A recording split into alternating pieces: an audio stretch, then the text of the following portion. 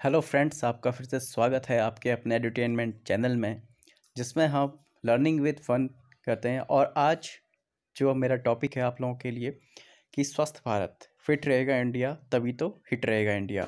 ये थीम आपको बता रही है कि आजकल जो कोविड-19 का इतना प्रकोप चला हुआ है, तो उसके लिए कुछ गाइडलाइंस जारी की हैं। और उन गाइडलाइंस को अगर आप पूरा करते हैं, डेली ये रूटीन अपनाते हैं, तो आपका इम्यून सिस्टम बहुत ज़्यादा मजबूत हो जाएगा और आगे आप इस तरह की अन्य बीमारियों से भी बचे रहेंगे। तो चलिए आप देखिए, एकदम बहुत सिंपल चीज़ें आपको को करनी है और क्या करना है मैं आपको बताता हूँ। पहली टिप इसमें है कि एक दिन में कम से कम 4 गिलास गर्म पानी पिएं। जी हाँ, आप देख पा रहे हैं यहाँ पे कि आपको कम से कम 4 गिलास जो है गर्म पानी पीना है। गुनगुना या गर्म, हल्का गर्म हो, जितना चाय के जितना अगर गर्म पानी हो तो वो ज़्यादा बेहतर रहता है।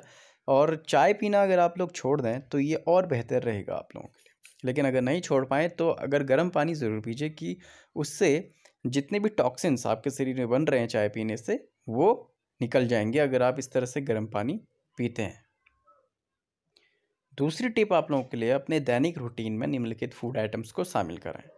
ठीक है, जिनमें आप देख पा रहे हैं कि टमाटर, ये गाजर है, ठीक है, खीरा है और अन्य लहसुन है, ठीक है। तो इस तरह की जो चीज़ें हैं, प्याज है, इन चीज़ों को अपने खाने में, लाल मिर्च, हरी मिर्च को यूज कीजिएगा। और आंवला का यूज़ बहुत ज़्यादा इम्पोर्टेंट है। अब संतरा क्यों खाना आपने? संतरा क्या करता है, आपके इम्यून सिस्टम में सुधार करते हैं और आपकी त्वचा में क्या करते हैं, सुधार करते हैं। ये वे शुगर और कोलेस्ट्रॉल के स्तर को नियंत्रित करके हृदय स्वास्थ्य में सुधार करते हैं आपका संतरा जो है, ठीक है। और संतरे में जो है कि सांस की बीमारियां जैसे कि फ्लू है, खास प्रकार के कैंसर हैं, संधि शोथ है, अल्सर हैं, गुर्दे की पथरी है, इसके खतरे को भी कम करने में आपकी बहुत मदद करता है। नींबू पानी, आजकल गर्मियों का भी मौसम है तो नींबू पानी पीने का तो मज़ा ही कुछ और है। नींबू में विटामिन सी उच्च मात्रा में होता है। और विटामिन सी ऐसा है दोस्तों कि आपसे बार बार विटामिन सी लेने को क्यों कहा जाता है, क्योंकि ये हमारे शरीर में स्टोर नहीं हो पाता है, ठीक है। यूरिन के थ्रू ये निकल जाता है, इसलिए हमारी शरीर को इसकी डेली आवश्यकता पड़ती है। तो नींबू क्या है, एक एंटीऑक्सीडेंट भी है और इसमें एंटीवायरल और जीवाणुरोधी गुण होते हैं जो इम्यून सिस्टम को बढ़ाता है। इसके बाद बात करते हैं लहसुन की। लहसुन का उपयोग खाद्य पदार्थों के साथ साथ औषधि के रूप में किया जाता है, ठीक है। लहसुन में ऐसे गुण भी होते हैं जो इम्यून सिस्टम को जर्म से लड़ने में मदद करते हैं। अध्ययनों से पता चला है कि लहसुन रोग के जोखिम को कम करता है और बीमारियों से लड़ने के लिए शरीर की इम्यून सिस्टम को बढ़ाता है। लहसुन रोग के लक्षणों की गंभीरता को भी कम कर सकता है। अब बात करते हैं पालक की। पालक न केवल विटामिन सी में अच्छा है, बल्कि इसमें कई एंटीऑक्सीडेंट और बीटा कैरोटीन भी हैं जो हमारे इम्यून सिस्टम की संक्रमण क्षमता से लड़ने की क्षमता को बढ़ाते हैं, ठीक है। यानी कि अगर संक्रमण कोई हो गया है तो उससे लड़ने की क्षमता, यानी कि हमारे शरीर में जो एंटीबॉडीज़ हैं वो ज़्यादा बनने में सहायक होंगी। नोट, पालक को कम से कम पकाएं ताकि वह अनेक पोषक तत्वों को बरकरार रख सकें, ठीक है। और एकदम ज़्यादा भी नहीं पकाना है, हालांकि हल्का पकाना इसकी विटामिन ए को बढ़ाता है और इसकी मदद से अन्य पोषक तत्व ऑक्सैलिक एसिड से मुक्त हो जाते हैं। यानी कि इसको अगर आप हल्का सा पकाएंगे तो विटामिन ए थोड़ा सा इसमें ज़रूर बढ़ेगा, ठीक है। और एंटीऑक्सीडेंट बीटा कैरोटीन तो है ही इसमें, तो ये एक फ़ायदा है आप लोगों के लिए। दही, दही भी अक्सर लोगों को अच्छी लगती है खाने में और खाते भी हैं, लेकिन अगर आप इसका सेवन अच्छे तरीके से करते हैं तो दही भी क्या है, विटामिन डी का एक बड़ा स्रोत है। विटामिन डी इम्यून सिस्टम को नियमित करने में मदद करता है और रोगों के खिलाफ हमारे शरीर की प्राकृतिक सुरक्षा को बढ़ावा देने के लिए काम करता है।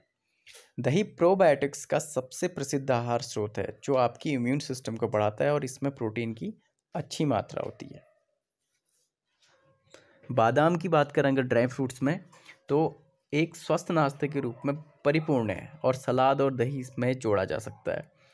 बादाम में विटामिन ई की मात्रा अधिक होती है जो आपके शरीर में एंटीऑक्सीडेंट के रूप में काम करता है और इम्यून सिस्टम को कुशलता से कार्य करने में मदद करता है। बादाम में आयरन और प्रोटीन भी होता है और आपके इम्यून सिस्टम के लिए ज़रूरी होता है।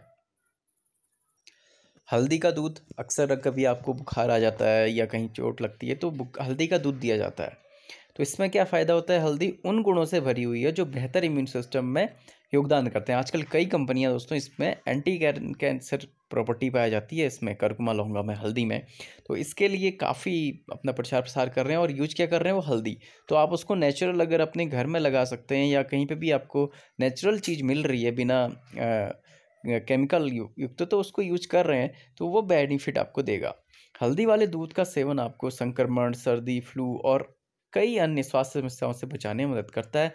विभिन्न अध्ययनों में यह भी उल्लेख किया गया है कि हल्दी वाला दूध दिमाग की कार्यप्रणाली को बढ़ाता है और याददाश्त में भी सुधार करता है। तो इतना बेहतरीन विकल्प है, ये आप अपने बच्चों को भी दे सकते हैं। अब ऐसे ही अदरक की बात करें तो अदरक को इम्यून सिस्टम को स्वाभाविक रूप से बढ़ावा देने के लिए जाना जाता है। अदरक खांसी और सर्दी पैदा करने वाले वायरस से मुकाबला करने में भी मदद करता है। यह एक बेहतरीन डिटॉक्स भी है। ठीक है, अदरक की जड़ें आंतों की पथरी को शांत करने और आंतों की गैस को कम करने में मदद करती है। तो अदरक का सेवन बहुत अच्छा रहता है कि खांसी में तो आपने अक्सर देखा होगा कि मुंह में रखते ही आप अदरक को, एकदम खांसी आपकी रुक जाती है। ठीक है, सर्दी में अच्छा होता है और मतलब ये है कि एक डिटॉक्स आपके शरीर में से जो है टॉक्सिन्स को निकालने का भी ये काम करता है। तो आंतों की बीमारियों में भी ये हेल्प करता है। और अगर आप लोग टी प्रिफर ही करते हैं तो ग्रीन टी लीजिए। ग्रीन टी में क्या होता है कि ग्रीन टी पॉलीफेनॉल्स नामक एंटीऑक्सीडेंट से भरपूर होती है। पॉलीफेनॉल्स कुशलता से संक्रमण से लड़ता है। वे संभावित वायरस, संक्रमण और बीमारी के खिलाफ शरीर की रक्षा करते हैं। ग्रीन टी को शरीर और दिमाग को डी स्ट्रेस करके शरीर की इम्यून सिस्टम को बढ़ावा देने के लिए किया जाता है। तो एक तरह से कह सकते हैं कि दिमाग के अगर डिप्रेशन वगैरह की चीज़ें भी हैं तो वो तक भी इसमें काम करती है, उसमें भी ये ग्रीन टी काम करती है। ठीक है, और इसके अलावा आपका इम्यून सिस्टम तो अच्छा करेगी। पपीते की अगर बात करें तो विटामिन सी और ए के साथ साथ फाइबर में उच्च पल है। ठीक है, इसमें फाइबर युक्त फूड खाना चाहिए, कहते हैं वैसे भी रेशा युक्त जो है, तो उसमें ये भरपूर होता है। केवल एक पपीता में विटामिन सी की आपकी दैनिक आवश्यकता का 200% से अधिक होता है, जो आपकी प्रतिरक्षा के लिए बहुत मदद करता है। और विटामिन सी आप ऐसा है कि कितना भी ले सकते हैं क्योंकि वो शरीर में स्टोर नहीं होता है, तो किसी प्रकार का उससे नुकसान नहीं है। तो आप इजीली जो है विटामिन सी का, चाहे आंवला लें, क्योंकि आंवले में एक जो दाना आंवला अगर आप डेली खाते हैं तो उसमें 40 संतरों के बराबर विटामिन सी होता है। तो इतना पावरफुल होता है भाई। और ऐसे ही पपीते की भी बात है। और आपको पता ही है कि कोविड से लड़ने के लिए, स्वच्छता बनाए रखने के लिए अपने हाथों को नियमित रूप से धोएं। यह आपको स्वस्थ रहने में मदद करेगा। और अपने हाथ धोने की सलाह भी हम आपको दे रहे हैं, क्योंकि दोस्तों इसमें ऐसा है कि एक ही कोविड से नहीं, अन्य बैक्टीरिया और वायरसेस से भी आप इससे बच सकते हैं अगर आप इस तरह के काम करते हैं। और खाना बनाने से पहले आपको क्या करना है कि अपने हाथों को अच्छी तरह से धोना चाहिए। इसी तरह खाना खाने से पहले भी अपने हाथों को अच्छी तरह धोना चाहिए।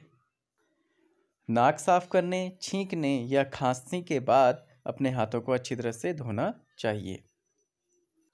इसके अलावा किसी भी शारीरिक घाव का इलाज करने के बाद अपने हाथों को अच्छी तरह से अवश्य धोना चाहिए। किसी बीमार व्यक्ति के साथ संपर्क करने के बाद अपने हाथों को अच्छी तरह से धोना चाहिए। वॉशरूम का उपयोग करने के लिए एक बच्चे की मदद करने या डायपर बदलने के बाद अपने हाथों को अच्छी तरह से धोना चाहिए। किसी भी पालतू जानवर के संपर्क में आने के बाद अपने हाथों को अच्छी तरह से अवश्य धोएं। सफाई के बाद, कचरे के संपर्क में आने के बाद अपने हाथों को अच्छी तरह से धोना चाहिए। और एक और बहुत बड़ी आप लोगों के लिए टिप है कि कृपया धूम्रपान छोड़ दें और किसी भी तंबाकू उत्पादों का सेवन न करें। तंबाकू चबाने और सिगरेट पीने से हमारे शरीर में रोग प्रतिरोधक क्षमता कम हो जाती है। यह निमोनिया और इन्फ्लुएंजा जैसे संक्रमणों की अधिक संभावना पैदा करता है। धूम्रपान अधिक और लंबे समय तक चलने वाली बीमारियां पैदा कर सकता है। धूम्रपान रक्त में सुरक्षात्मक एंटीऑक्सीडेंट जैसे विटामिन सी के निम्न स्तर का कारण बनता है, तो इसलिए क्विट स्मोकिंग। ऐसे ही शराब के सेवन से भी आपको बचना चाहिए। विश्व स्वास्थ्य संगठन ने कोरोना वायरस पर एक मिथक के बारे में बताया कि शराब का सेवन कोरोना वायरस में खतरनाक है। विश्व स्वास्थ्य संगठन ने साफ किया है कि बार बार या अत्यधिक शराब का सेवन कोरोना वायरस से आपकी रक्षा नहीं करता है। कृपया शराब का सेवन करने से बचें, क्योंकि ये मिथ फैलाया जा रहा था, तो इसलिए WHO ने इसको क्लियर किया है। और एक और बहुत बड़ा इसका आपके लिए टिप है कि बीमार लोगों के संपर्क में रहने से बचें। कोरोना वायरस एक श्वसन वायरस है जो मुख्य रूप से जब एक संक्रमित व्यक्ति खांसी या छींकता है तो उत्पन्न बूंदों के माध्यम या लार की बूंदों के माध्यम से निर्वहन करता है। इसलिए एक साफ मास्क पहनें, बीमार लोगों के संपर्क में रहने से बचें, कम से कम 1 मीटर की दूरी रखें और अपने घर को अच्छी तरह से साफ करें। अच्छी गुणवत्ता वाले डिटर्जेंट से अपने घर को अच्छी तरह से साफ करें।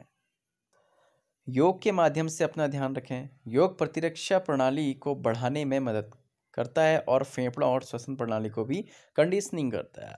यह शरीर को विषाक्त पदार्थों को बाहर निकालने के लिए लसिका प्रणाली को उत्तेजित करता है। विभिन्न अंगों में ऑक्सीजन युक्त रक्त लाता है ताकि उनके इष्टतम कार्य को सुनिश्चित किया जा सके। तो आपको पता है या अपने मैक्सिमम जो वर्क कह सकते हैं आप, एफिशिएंसी बढ़ाता है हमारे अंगों की। तो आपको पता है कि योग के लिए आजकल इतनी सारी चीज़ें हो रही हैं, इतना प्रचार प्रसार इसका हो इसलिए हो रहा है कि ये जो एक हमारी प्राचीन देन है, हमारी संस्कृति से निकला हुआ है योग, और इसको अपनाना चाहिए।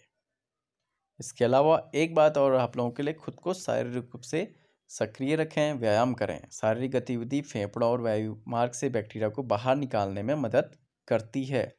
यह ठंड, फ्लू या अन्य बीमारी को पकड़ने के आपके अवसर को कम करता है। व्यायाम एंटीबॉडी और सफ़ेद रक्त कोशिकाओं में परिवर्तन का कारण बनता है। तो इसलिए आप लोगों से कहना चाहूँगा कि इन बातों को आप अपनाएं और कमेंट बॉक्स में ज़रूर बताएं कि इनमें से आप कितने जो उपाय बताए गए हैं कितनों को अपनाते हैं और अन्य क्या बेनिफिट आप लोगों को मिले, इसके बारे में ज़रूर कमेंट्स में बताइएगा।